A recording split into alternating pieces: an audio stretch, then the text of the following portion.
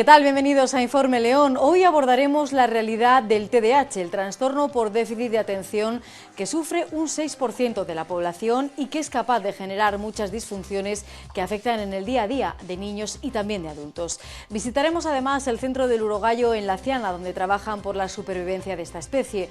Y por último echaremos la vista atrás para recordar el movimiento migratorio que llevó a muchos leoneses a finales del siglo XIX a México y al que está dedicado el Museo de la Inmigración de León. Aquí comienza Informe León. El 6% de la población de Castilla y León tiene TDAH, el trastorno por déficit de atención con hiperactividad.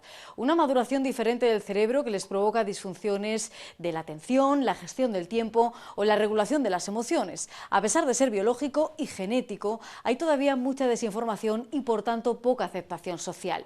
En León, una asociación es el principal apoyo para las familias de menores y adultos afectados.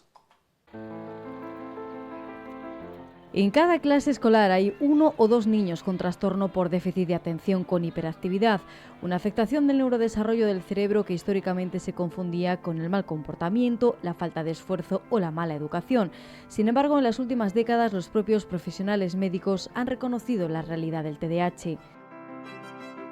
Hay una parte biológica que evidentemente existe, es un trastorno del neurodesarrollo y hay una disfunción en cómo se comunican las neuronas, en esa transportación de la información de una neurona a otra, pues hay una disfunción. Parece como que se pierde información por el camino. Y eso está, y es real, y es biológico, y es genético. Una disfunción que se observa en el neocórtex, el área del cerebro encargada de las funciones ejecutivas, la atención, la organización, planificación, gestión del tiempo, regulación emocional o control del impulso. Puede venir muy habitualmente con dislesias, discalculias, trastornos de aprendizaje, trastornos del lenguaje, ansiedad, depresión. Paz es la presidenta de la Asociación del TDAH en León, que lleva casi 20 años, un tiempo en el que han servido de apoyo a más de 300 familias, en un camino que hasta que llega el diagnóstico no es nada fácil. Perdidísimas y muchas cuando llegan, ya llegan prácticamente desesperadas, porque han dado muchas vueltas en lo escolar, cambiando de colegios, problemas con orientadores, no orientadores, médicos, psiquiatras, psicólogos.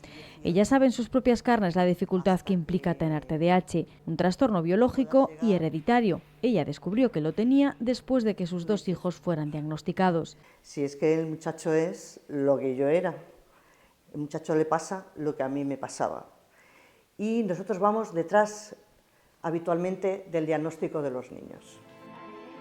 Martín es uno de ellos. Con 20 años ya y una medicación que le permite concentrarse mejor, recuerda cómo fue una infancia marcada por la impotencia de no llegar al mismo rendimiento que otros niños. Me costaba mucho más, el esfuerzo no iba compensado, no se compensaba con los resultados y era muy frustrante el decir, ¿por qué yo echándole 3, 4, 5 horas saco la misma nota que la gente que ha estudiado ayer? Que no estás haciendo lo que te mandan, de que eres incapaz de hacer lo que otros hacen, eres tonto, no te fijas, eres un vago, un maleducado, si quisieras lo hacías, mira, ves ahora cómo te has concentrado y has podido hacerlo. Entonces nunca eres quien debes ser, nunca actúas como debes y eso por supuesto es tu culpa. Un diagnóstico que llega con suerte en torno a los 7 años, cuando la maduración del cerebro permite hacer ya las primeras pruebas de atención neuropsicológicas o de capacidad intelectual. No sepa organizarse, que siempre pierda las cosas, que sea muy impaciente, que sea muy intenso a nivel emocional, que se despiste con una mosca, que sea muy movido. Entonces todas esas preguntas las vamos haciendo y vamos diferenciando con los padres si sí o si no, porque una cosa es que el niño lo haga una vez o que le pase muchas veces. Pasan test de atención, de inteligencia, de lectoescritura, test neuropsicológicos, cuestionarios de ansiedad, de estado de ánimo o de conducta. Porque no cualquier niño, por muy nervioso que sea, es un caso de TDAH.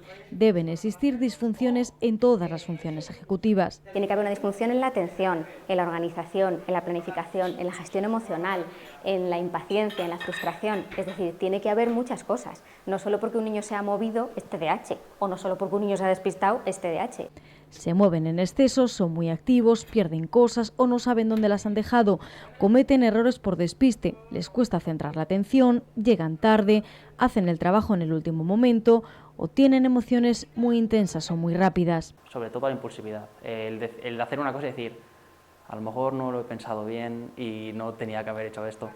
Puntos álgidos y bajos, pero nunca está más o menos en el medio. Es decir, si está feliz, está muy feliz, si está triste, está muy triste. Y cuando es muy probable que si no se diagnostica y se trata y hay un apoyo en casa y apoyo médico, profesorado que sabe con lo que está tratando y demás, es mucho más difícil.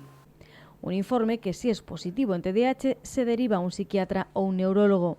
El diagnóstico preciso no soluciona el problema, pero es un gran alivio para los padres. Que en cada clase hay un niño o dos con TDAH. ¿Qué significa? Que un profesor continuamente tiene que gestionar dificultades de un niño con unas necesidades específicas en la escuela y muchos ni lo conocen. A partir de ahí, el primer paso es la psicoeducación del entorno del niño. Padres o profesores deben saber qué herramientas utilizar para ayudarle y prevenir cuadros de baja autoestima.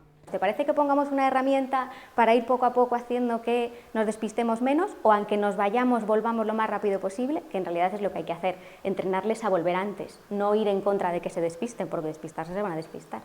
Porque a pesar de los avances en el diagnóstico, el TDAH sigue encontrando bajos niveles de aceptación en círculos sociales.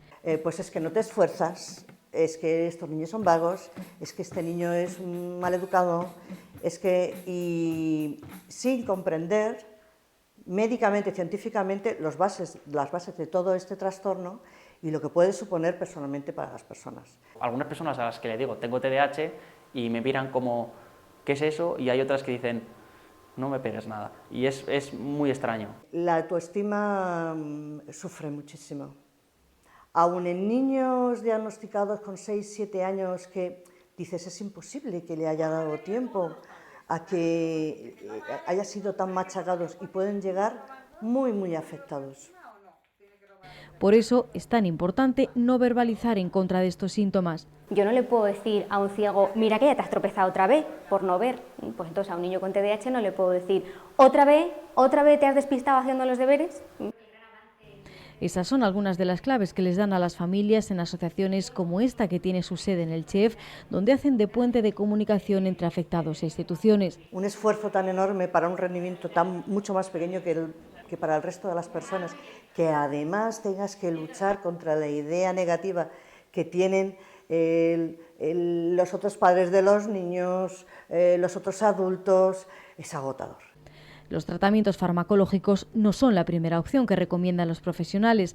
La medicación no es mágica y no solamente de ella depende la mejoría. Que los niños y los padres entiendan que no está en ellos el mejorar, que está en la medicación. Y eso es un riesgo muy grave, porque en realidad yo como persona tengo que tener la posibilidad de poder mejorar mis dificultades y me tienen que ayudar a ello. Y los padres tienen que tener la responsabilidad de hacerlo.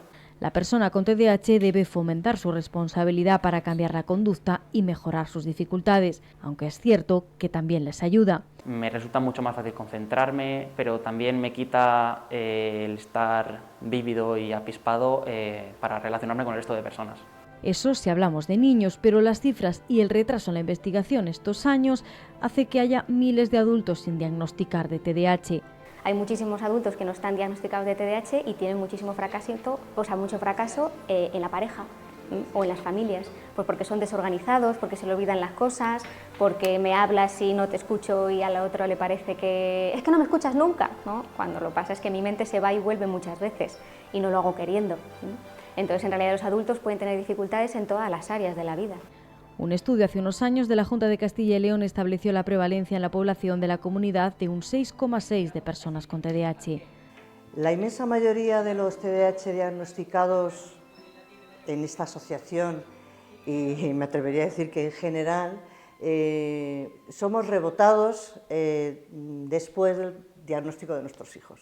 Tenemos nuestras cosas siempre, o sea, acuérdate de tomar la pastilla por la mañana, o no te olvides de tal, o apunta las cosas siempre en una agenda porque somos muy olvidadizos y ya sabes lo que pasa, después los exámenes no salen bien, y tienes que estudiar, la fecha de entrega de los trabajos, etcétera, etcétera, etcétera, pero dentro de lo que cabe es normal. El niño puede ser diagnosticado, pero seguro que el hermano tiene rasgos, seguro que el padre tiene rasgos, seguro que la madre tiene rasgos, o sea, alguien en esa familia seguro que también tiene rasgos.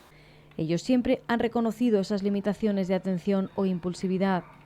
El 80% de los niños con TDAH serán adolescentes con TDAH y de estos un 50% serán adultos con TDAH. Por eso un buen diagnóstico con herramientas adecuadas en la infancia o adolescencia tan solo hará que presenten los síntomas de manera residual, sin ocasionar dificultades y con una vida completamente adulta. A la hora de atender al diagnóstico temprano en la escuela, en casa, el cambio en la vivencia personal y en la evolución académica y personal de una persona es tan grande, esa diferencia es tan enorme. Lo que parecía hace unos años una cuestión de fe ha pasado a darle al contexto la importancia real que verdaderamente tiene tener TDAH.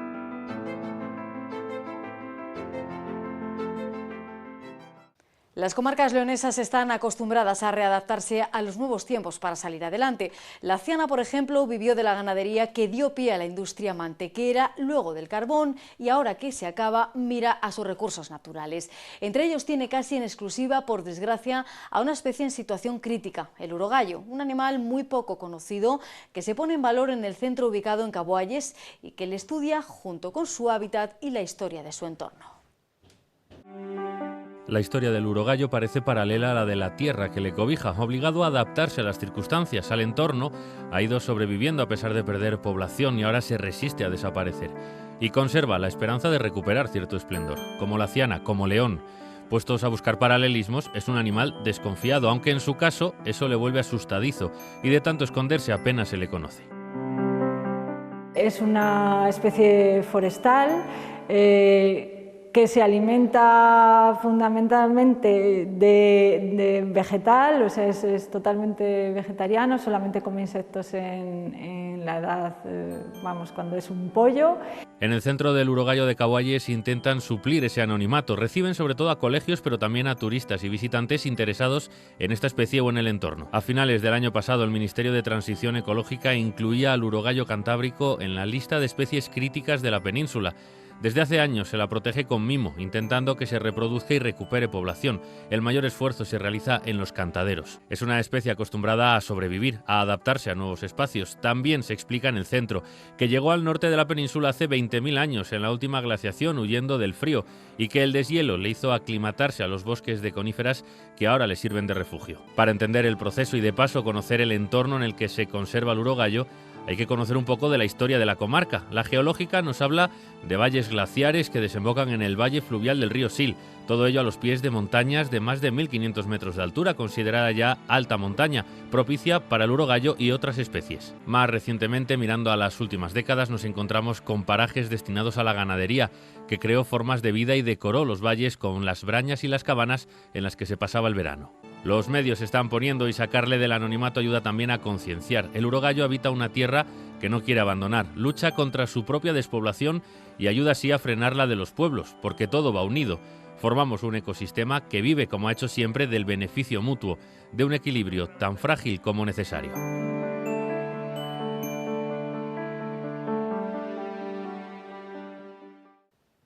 En un momento en el que se habla de la fuga de talento fuera de León en busca de oportunidades, salvando las distancias, queremos recordar los miles de leoneses que hicieron las Américas a finales del siglo XIX. Argentina, Cuba y México fueron en ese orden los destinos. Viajes en barco para buscar oportunidades que muchos encontraron y que les dejó para siempre al otro lado del Atlántico. Vidas que recuerda la Fundación CEPA en su sede del Museo de la Inmigración Leonesa. Los lazos entre León y México se empezaron a labrar hace unos cuantos siglos, prácticamente desde el descubrimiento de América, pero hubo un momento donde la emigración de leoneses al país azteca fue mayor. Un proceso migratorio que comenzaría en 1885, cuando la situación económica en la provincia se tornó delicada. El antes y el después lo marcan las crisis agrarias de finales del siglo XIX, que provocaron que muchísimos pequeños campesinos de repente se encontraran sin nada que aportar a la economía familiar. Así que surgió la idea de viajar a América, algo que ya tenía precedentes, es decir, los leoneses hemos sido conquistadores, hemos estado en la conquista de México con Hernán Cortés, hemos participado en la conquista de Perú. América no es un continente ajeno. La Casona de los Pérez es desde hace casi 2 años la sede de un sueño, el de la Fundación CEPA, a través de 2 leoneses ilustres que hicieron las Américas, los hermanos Cesario y Pablo González Díez, sobrinos de don Pablo Díez, uno de los fundadores de la cervecera Modelo. La primera persona de la familia que viaja a México en 1905 y que es uno de los fundadores del Grupo Modelo, es una persona que tiene un fondo filantrópico muy importante, que siempre quiere que los trabajadores estén contentos, se preocupa de la vida de sus trabajadores, crea escuelas allí para que sus trabajadores, los hijos de sus trabajadores, puedan educarse. Un palacete encargado a Miguel de Cárdenas en 1926. Su propietario, Miguel Pérez, labraría con sus manos el valioso artesonado de una vivienda que hoy guarda los secretos del sueño americano de muchos bercianos, maragatos o leoneses de la montaña que emigraron buscando una vida mejor. Más de la mitad de los leoneses que cada año emigraban a América lo hacían Argentina. En segundo lugar es Cuba, que también tiene pues ese atractivo especial, y el tercero de los lugares lo lleva México. A partir de ahí encontraremos leoneses en Venezuela, en Estados Unidos, por ejemplo, en Uruguay y en otros lugares, por supuesto. Un proyecto inspirador para niños y jóvenes en los valores del esfuerzo, el trabajo, el sacrificio y la constancia que aquellos hombres y mujeres tuvieron y consiguieron en tierras mexicanas. México fue una tierra muy cálida para ellos, o sea, realmente se les acogió francamente bien, ellos se sintieron allí muy bien y hicieron mucha piña entre ellos. En ese sentido, pues la Agrupación Leonesa de México es una institución realmente muy importante para todos los leoneses que viajaron a México. El museo rememora aquel viaje que arrancó en los puertos de Santander o de Coruña a un destino al que no sabían siquiera si llegarían por las condiciones que soportaron, con elementos como el propio barco, las maletas con las pocas cosas que se llevaron o los valores de las tierras que dejaron atrás. Evitar las famosas quintas o levas, que entonces ya se estaban produciendo con ocasión de la independencia de Cuba, de la guerra de Cuba, de las guerras de África que causaban tantos cientos de muertos y que eran tan dañinas para las familias y que se cebaban en los más pobres que no podían pagar por no ir a la mili, por entendernos, y muchas de esas familias preferían dar un dinero a sus hijos para que buscaran un futuro en América y no perdieran la vida en África en guerras que no tenían sentido para un leonés. Es un museo que está pensado para que sea muy interactivo, que le pueda gustar a los niños pero también a las personas mayores. Entonces tiene juegos para que pues eso, niños a lo mejor pues menores de 16 años se puedan divertir. Entonces tenemos desde pues eso, juegos con campos recreados de trigo, al carbón o hacerte tu propio pasaporte. Un pasaje en barco que pudo ser horrible para una persona de pueblo o una persona de montaña o que nunca había visto el mar. Curiosamente no fueron los años de la Guerra Civil donde se dispararon las cifras de la inmigración. Se cargan mucho de impuestos a las pequeñas familias propietarias campesinas. Es decir, no pensemos que quien emigra es un pobre jornalero. No, quien emigra es un campesino que a veces lo que busca es vender esas pocas tierras que tiene para poder buscar un futuro mejor. O la familia reúne el dinero para poder emigrar allí. Más de 8.000 leoneses se fueron antes, en 1895. Pues incluso se casaban por poderes. Y entonces ya una vez que eran marido y mujer, aunque él nunca hubiera regresado y estuviera en México o en Argentina o donde fuera, su mujer luego era la que ya como esposa se trasladaba a vivir a México en este caso, ¿no? Casi 55.000 entre 1911 y 1929. Todos éramos negros que salimos de África y que se molesten en mirar cómo era el hombre de Arintero, del cual desciende el 99% de la población leonesa, que era una persona de tez mulata y de ojos claros. Somos descendientes de los romanos que invadieron este territorio, de los suevos que llegaron aquí, de los visigodos que vinieron desde Rusia o desde el Báltico, o de los vikingos que de vez en cuando quedaron, ¿no? Evidentemente todos somos hijos de alguien que en un momento determinado lo pasó mal y vino buscando un futuro mejor.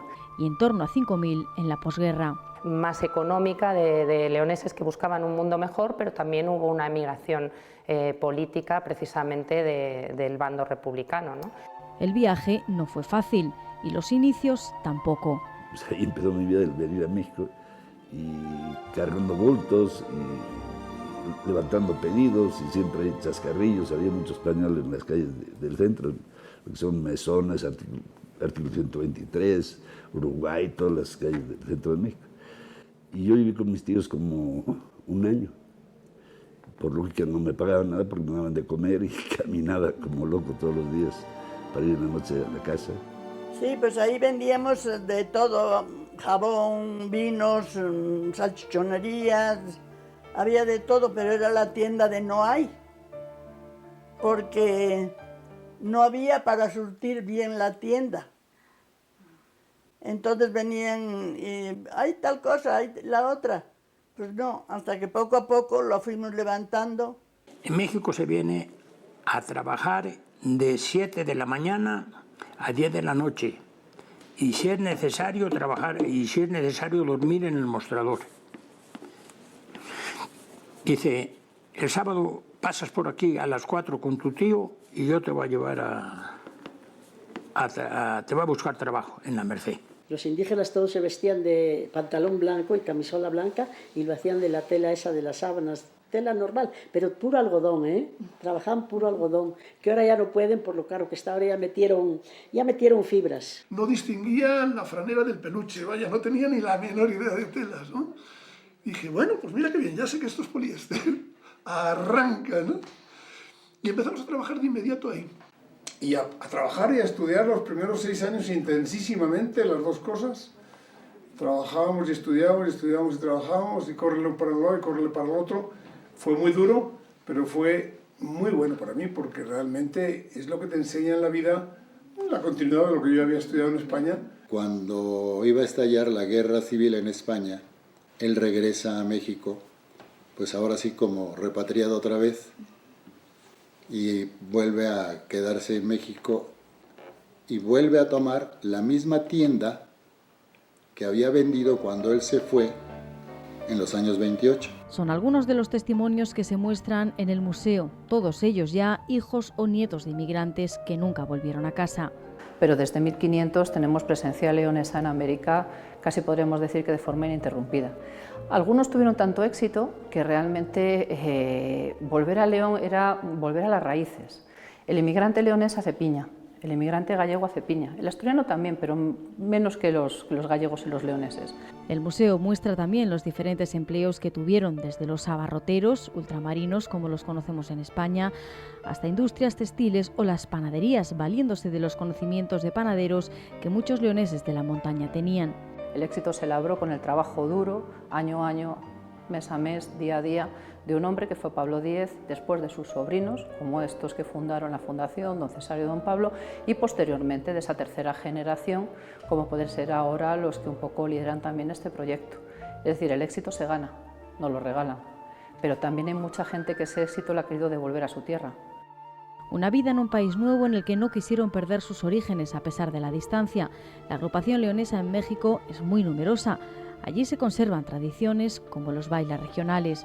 Esas raíces estaban tan vivas que realmente no les merecía la pena volver. Junto con ello también hubo mucha gente que volvió. Por ejemplo, pues muchos maragatos, muchos bercianos regresaron, pero la gente de la montaña, por ejemplo, que tenían junto con el matiz, digamos, agrícola, el matiz del campesinado medio, también el matiz del ganadero, esa gente sí que es verdad que tiró y se quedó más allí. La Virgen del Camino pues fue muy importante para el leonés que llegaba a México. Luego después también la Virgen de Guadalupe como la Virgen del país que les acoge. Este museo está promovido por una de aquellas familias, la de don Pablo X, a través de sus sobrinos Cesario y Pablo. La cervecería Modelo tiene también su rinconcito en este museo. Y con ese dinero que ellos durante años estuvieron mandando a sus pueblos de origen, a sus familias, etcétera, no hay que olvidar que también se levantó esta provincia durante la época de la posguerra y durante una etapa que fue muy dura para todo lo que es el territorio español. Su sacrificio les valió para conseguir grandes cosas. Por eso han querido devolver a su tierra en estas décadas parte de lo conseguido. Una forma de ver el éxito en la familia, que siempre hay que devolver una parte. Tenemos esa provincia leonesa de América, a la cual podemos sacar mucho potencial porque es gente que ama esta tierra, pero que también ama el país que les lo ha dado todo, como pueda ser México o Argentina. No solo este proyecto, también Soltra, la residencia de Vega Quemada o el propio santuario de la Virgen del Camino. Vuelve buscando pues ese prado donde estuvo de pequeño, ese pico al que le costaba subir con su padre, esa iglesia donde pasó frío en un banco, es decir, esas raíces, porque al fin y al cabo todos somos lo que somos, no tanto por nuestras vivencias como por las vivencias de la infancia. Y hay muchos escritores que hablan de eso, que nuestra auténtica patria es nuestra infancia, y la infancia de toda esa gente está en León. Un museo que se ha producido íntegramente en México, donde los lazos con León están más vivos que nunca gracias a esa filantropía. Con este reportaje nos despedimos. Ya saben que Informe León regresará dentro de 7 días con nuevos temas. Sean felices. Adiós.